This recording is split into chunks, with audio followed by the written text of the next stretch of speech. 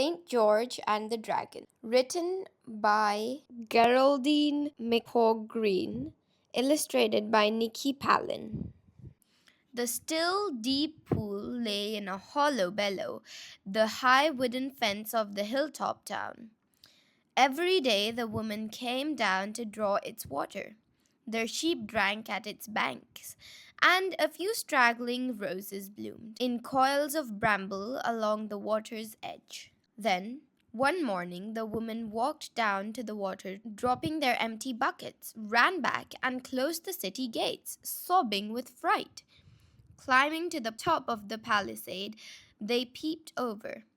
A dragon, born in the deepest crevices of the bottomless pool, had dragged itself out onto the bank and lay coiled around it. A wreath of sinew and claw, its red mouth gaped as it panted in the hot sun, its ragged teeth bulging through rolling green lips. And awake or asleep, its lidless eyes stared and its claws stretched and withdrew in the waterside mud. Its foul breath hung in the green haze. Its father was evil, its mother darkness, and its name was wickedness. That night it left the pool, lifting its heavy haunches and heaving its skilled body off the ground. Lizard like, it cut a track through the mud, dragging its thorny tail. The people herded their livestock into the city and shut the gates on the dragon. But what good is a wooden fence against breathing, fuming fire? One corner of this town was set ablaze, and its crumbling ash blew away in the morning wind. The dragon ate 2 dogs before crashing back to the pool to coil itself around the water. The next day, the people opened the gates just wide enough to push 2 sheep out onto the plain. The animals stood bleating, then trotted down towards the water in the hollow. Suddenly, the shape of the dragon lurched up over them. Fleece and flesh, it tore them to pieces. 2 sheep were fed to the dragon every day, though sometimes, after its meal, it would still slither towards the city and scratch its back against the timber fence. From the high window of the palace, Princess Sabra watched with a pale face and asked, "What will happen when there are no more sheep?" Before the last sheep was gone, the people began to draw lots in the most terrible of lotteries. The name of every man, woman, and child was entered, and one name drawn out each day. One person to be turned out of the city, side by side with a sheep as food for the dragon. Soon, the sound of wailing hung like a cloud over the city. Men eyed one another across the street and thought, "I hope his name will be drawn before mine." One day, the wailing came from the palace itself. The Princess Sabra's name had been drawn in the lottery. "No, I forbid it!" cried the king. "It is the law," said the town governors. "You made it so." "But she is good and pure, and I love her so very much." "We loved our daughters," said the old woman, "but still they were fed to the dragon when their turn came." "But she's so small and fragile, a poor morsel for a hungry dragon." "Then go in her place," shouted the people. "What good have you been to us since the dragon came?" And when he saw rebellion in their faces, the king gave up his daughter. "Don't let me see her again, or I may change my mind."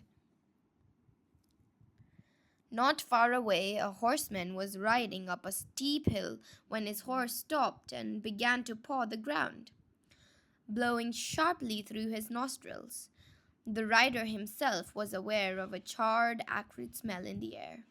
From the top of the hill he looked down on devastation. In the hollow below there lay a fouled and festering pool. Beyond it, a fortified town had its gates closed in siege. Turning its head idly in his direction, a dragon, its flightless wings half spread, paused in its slinking lizard-like scuttle and let out a roar. The flash of sunlight on the bridle and the white of the horse itself had caught the dragon's eye. At the same moment, a speck of white and gold flickered to its left. A golden haired maiden, dressed in a lightly blowing smock, was being tied to the stake where the beast looked daily for its dinner.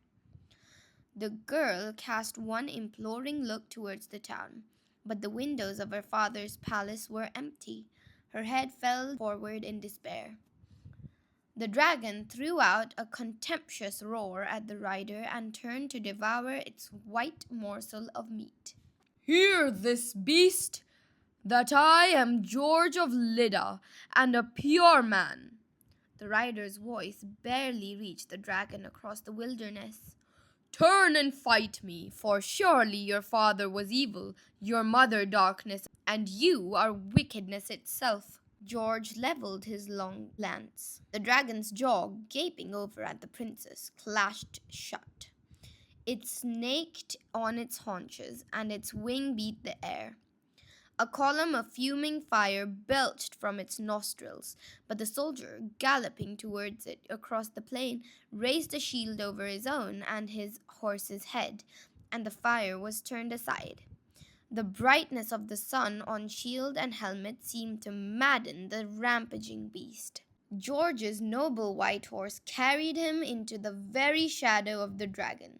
Its green paw reached out to snatch him from his saddle. The lance slapped the dragon's shoulder, but the scales were tough like leather, rough like stone. Horse and dragon cannoned together. The mare's foamy sweat spattered the dragon's green flank. A moment later, the massive tail lashed around, but the horse stood back on its haunches and sprang across its thorns. George's lance struck the beast's snout and shattered like an icicle. For a moment he stared into the lidless eyes. Then he threw up his shield again to keep off the cauldron breath. The dragon struck him a blow with its horny wing that pitched him to the ground. George threw off his helmet and snatched the broadsword from his saddle. As vast jaws opened to devour the soldier when he stood, he ran in under the towering green chest and plunged in the sword where a heart should lie.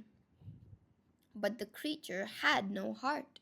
A spurt of black blood splattered George's shield, but the dragon only threw back its head and gave a gargled roar. Its claws tore the young man's cloak into 7 ragged strips. Once more, George drove in the sword, drove it into the gaping red jaw. It was torn from his grasp as the beast thrashed its head from side to side. For a moment, the lumbering body threatened to capsize and crush George, and as he put both hands on the dragon's flank to push it away, smoke rose from the palms of his glove. With the groaning slowness of a falling tree, the creature crashed onto its side. George left it where it lay and ran to the side of the princess, lifted up her face, and said, Danger is almost past. I see that you are a pure and lovely maiden. Give me your sash, please, for the dragon is not dead. With the sash, he circled the lolling green head. In the depths of the beast's cavernous body, its furious fire was extinguished. In the depths of its eyes, too, the wilderness and wickedness went out. The vanquished dragon laid down its head on George's lap, its breathing calm, its breathing harmless to the sweet and unscorched air. Together, Sabra and George led a peaceful dragon through the streets of the town, and it lay down at the gates of the palace. Stranger, said the delighted king, where are you from? I do not know, but end your journey here, with my palace for your home and my daughter for your wife. I cannot, said George, though he looked at the princess with longing in his eyes. I have other dragons to vanquish. His horse was brought to him, its white mane scorched and its white tail charred, and slipped his arm from between Sabra's 2 white hands. George mounted and rode away. though Sabra watched for him from the window of the highest palace tower. He never returned. Some people say that he took ship and traveled to other countries and fought other dragons. Even after 1,000 years, some said that they had seen him, still wielding his sword and blood splashed shield, still fighting dragony death. But no memory survives of the place where George finally laid down his sword and slept. Some say his grave lies in Persia, in a place where blood red roses flourish their blossoms through toils of briar, beside still, deep water. English soldiers returning from a brutal and bloody war swore they had seen George, his white banner crossed with blood, and that his encouragement had saved them. In gratitude, they blazoned the memory of him in the armor of their flags and called him England's own St. George. Thank you for listening to Storytime with Gargi. Like and subscribe down below.